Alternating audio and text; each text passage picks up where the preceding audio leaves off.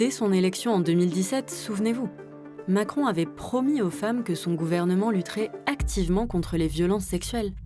Je veux leur dire aujourd'hui solennellement, vous n'êtes plus seuls. Il y a un gouvernement qui est à vos côtés. Et quel gouvernement ? Venons-en maintenant à cette enquête qui vise le ministre du Budget. Gérald Darmanin est accusé de viol. Gérald Darmanin visé par une deuxième plainte dans une affaire de mœurs, cette fois pour abus de faiblesse. Le témoignage de 5 femmes qui ne se connaissent pas et qui racontent toutes avoir été l'objet d'agressions sexuelles, voire de viols, par Nicolas Hulot, ancien ministre de l'Environnement. Une troisième femme affirme à son tour avoir été victime de violences sexuelles de la part de Damien Abad, aujourd'hui ministre des Solidarités et candidat aux élections législatives. Et depuis quelques années, les ministres et célébrités accusées de violences sexuelles peuvent compter sur le soutien du couple Macron. Moi, je suis un grand admirateur de Gérard Depardieu. Et je le dis en tant que président de la République, mais aussi en tant que citoyen, il rend fier la France. J'ai peur. T'as peur de quoi? De tout. Mais là, tu sais, il y a des sales connes, on va les foutre dehors. Tu crois? Dans l'entourage personnel ou professionnel d'Emmanuel Macron, depuis une dizaine d'années, les plaintes pour des faits de violences sexuelles s'accumulent.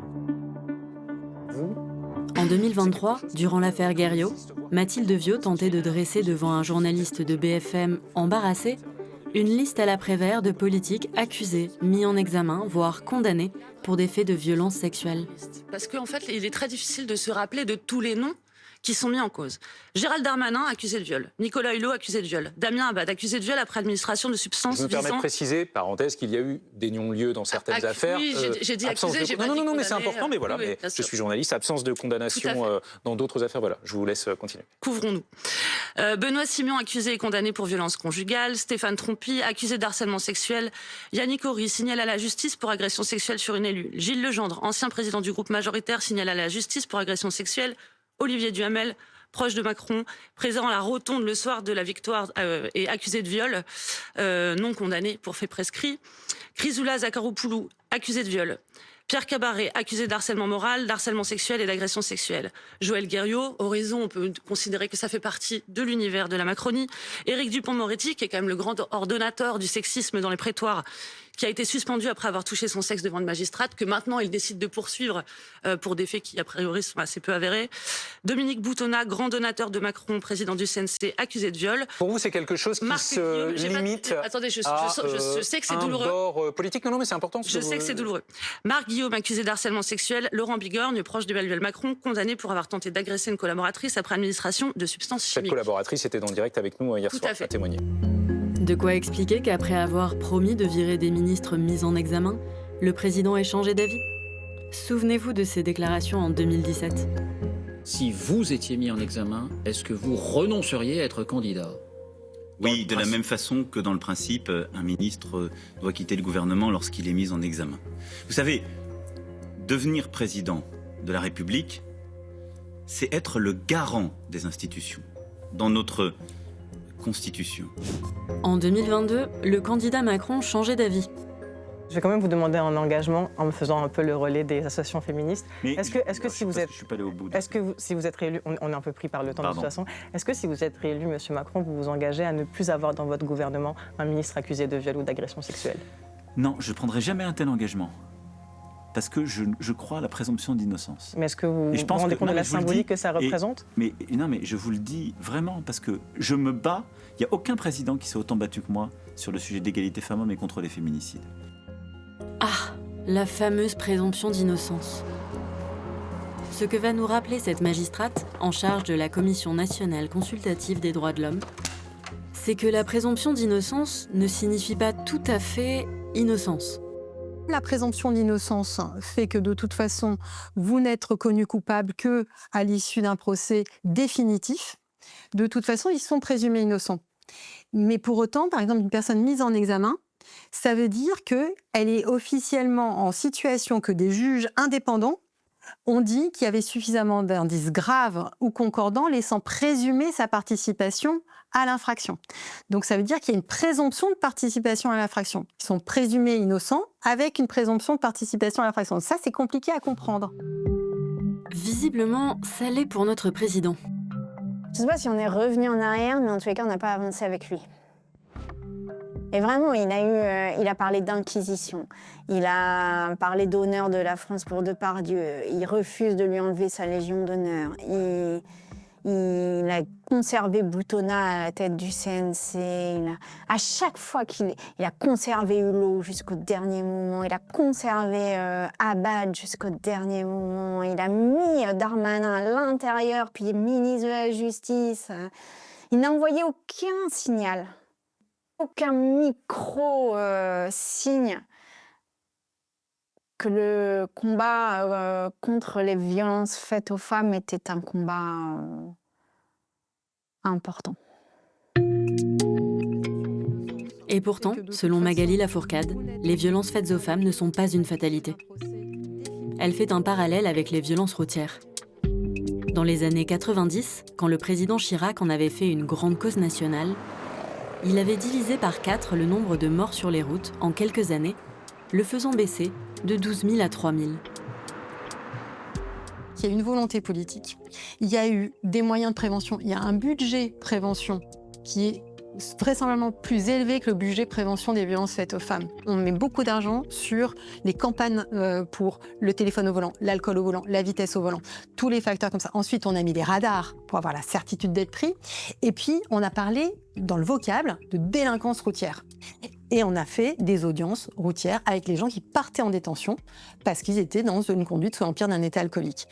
Et ce mouvement extrêmement construit, stratégique, préventif, répressif, vocabulaire politique, moyens financiers et volonté politique très fort a fait qu'aujourd'hui on parle de délinquance routière, on parle même de criminalité routière et on a divisé par 4 le nombre de morts sur les routes de France et aussi le nombre de blessés. Depuis qu'on a mis tout, c'est quand même une aberration qu'aucun garde des Sceaux n'ait fait cette politique pénale qui permette de mettre en musique et de mettre en priorité ce sujet. Ça n'est pas une priorité aujourd'hui de l'action pénale.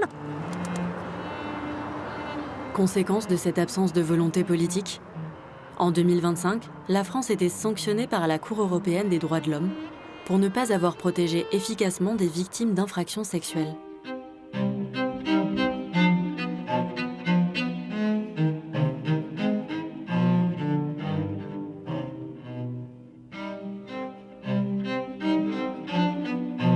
En 2018, Clara Achour a tout juste 19 ans quand elle est victime d'un viol par un de ses amis, alors qu'elle est endormie. Je suis allée en soirée chez un ami et on est tous restés dormir, on était 8 ou 9. Moi j'ai dormi avec lui, c'était le seul que je connaissais bien. Et pendant la nuit, pendant que je dormais, il m'a violée. J'ai porté plainte dès le lendemain et ensuite il y avait toute une procédure de 4 ans de la plainte jusqu'au procès où j'ai appris entre autres qu'il y avait des lésions gynécologiques quand même assez graves, que j'avais été droguée à mon insu. Et donc c'est ce qui nous a permis d'arriver jusqu'en cour d'assises. En 2022, le procès pour viol a lieu. Mais l'accusé est acquitté. Au procès, je m'attendais quand même à ce que ce soit un minimum professionnel et neutre. Et ça n'a pas été le cas et j'ai entendu beaucoup de propos sexistes et en fait j'ai eu vraiment la sensation d'être jugée par le patriarcat. Et pourtant c'était que des femmes. Écœurée, Clara Achour saisit alors la Cour européenne des droits de l'homme. Comme elle, ces dernières années, 7 autres Françaises victimes de viols ou d'agressions sexuelles ont décidé de dénoncer la maltraitance institutionnelle de la France auprès de la CEDH. Alors que 95% des dossiers reçus par la Cour sont rejetés, les requêtes des 8 Françaises ont été jugées recevables. C'est historique. Dans ces affaires, les plaignantes estiment avoir fait l'objet de la part des institutions françaises de ce que l'on appelle la victimisation secondaire.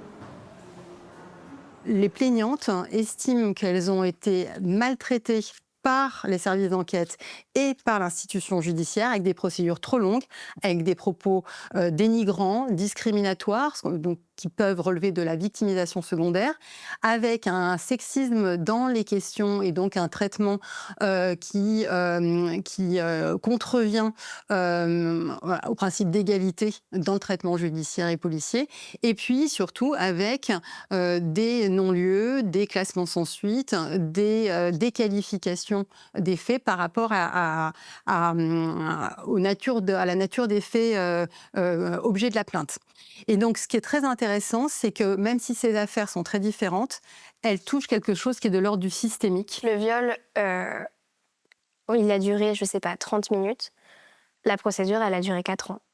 Donc aussi sur la façon dont je me construis, pendant 4 ans de ma vie, je me construis sur une instabilité complète de confiance envers les institutions. Je ne sais pas de quoi sera fait mon avenir parce que moi, je sais que ça a remis en question ma volonté d'avoir des enfants en me disant mais s'il leur arrive quelque chose, vers qui je me tourne, qui peut nous protéger, qui peut les protéger.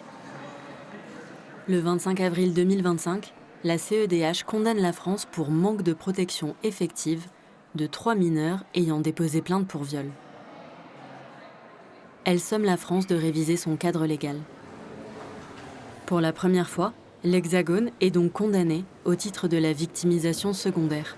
C'est extrêmement puissant puisque ça impose une introspection des services d'enquête et surtout des procédures judiciaires.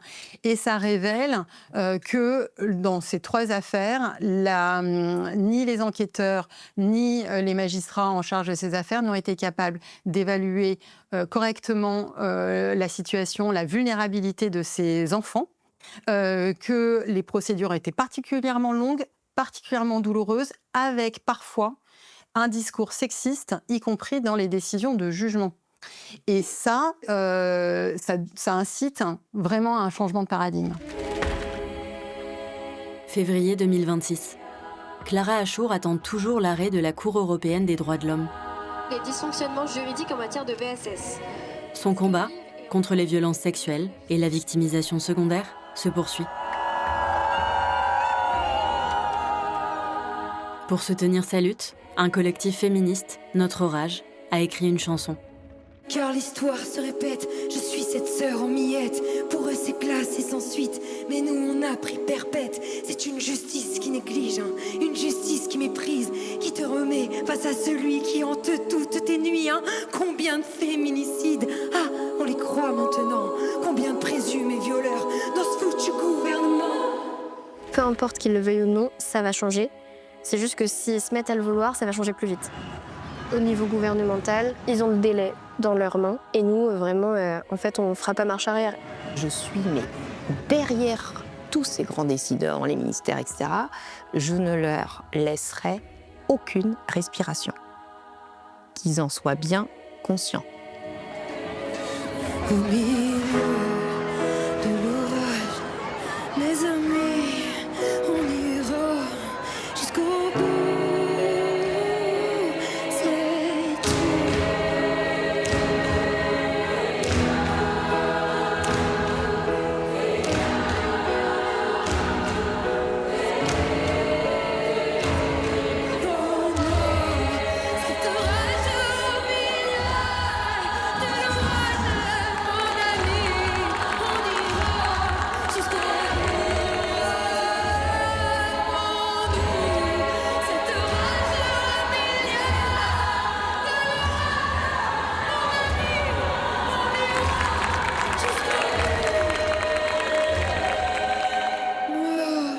Cet orage au milieu de l'orage, mon ami, on ira jusqu'au bout. C'est tout.